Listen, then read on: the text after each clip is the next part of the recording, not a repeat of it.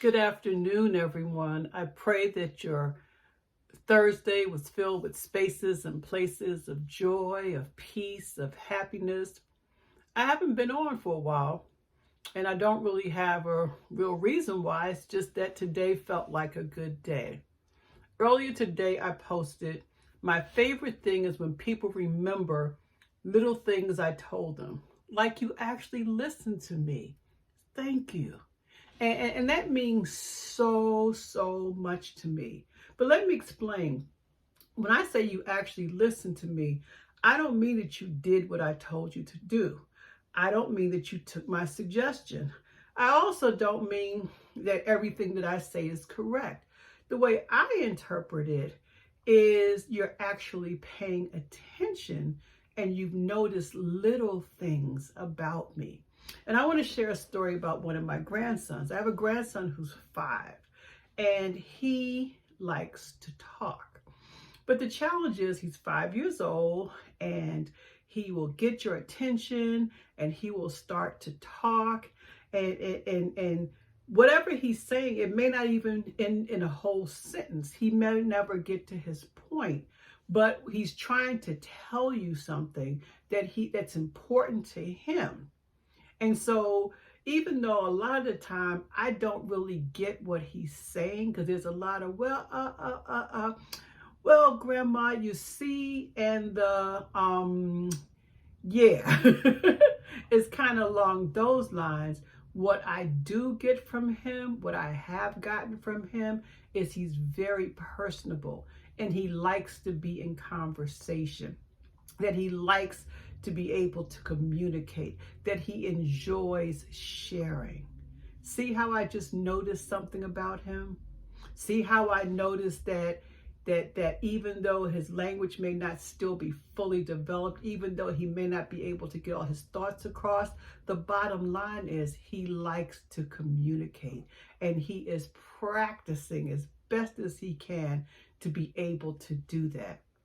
And so I would encourage you that when people are talking to you, when you're interacting with people, to be intentional about paying attention. And in these days and times, we get distracted by so much. How many of you have had the experience? I know you all have. You're on the phone with someone, and instead of them really talking to you, they're multitasking. They're doing a number of things. Now, that's okay if you're multitasking and the person on the other line doesn't pick up on it, but it can become a bit problematic when you know that you don't have that person's full attention, when you know that they're not really paying attention to what you're saying, even if what you're saying doesn't mean a whole lot.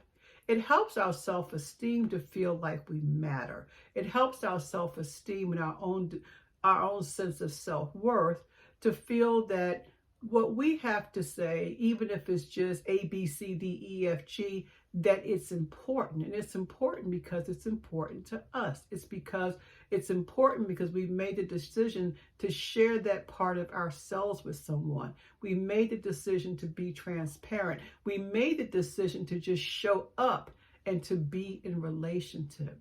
And how many of you know that, after a number of conversations where you know that the person is not focused on what you have to say, it kind of makes you not want to be in the conversation. And I use the phone, for example, but for some people that happens even in person. You're talking to the person and you cannot get their full attention at all. And I don't mean if you're interrupting something that they're doing. I'm talking about when the two of you are supposed to be having a conversation, but they're looking at their phone, they're looking at the TV, they're doing something else. They just are not fully invested. This also comes up when people just noticing things about you. How many of you have been in relationship, okay, and your partner, I just read something about someone's partner or a husband or wife or whoever it was, would always bring them, I'm going to make this up so I don't remember the details, would always bring them yellow roses, but never really noticed that they did not like yellow roses.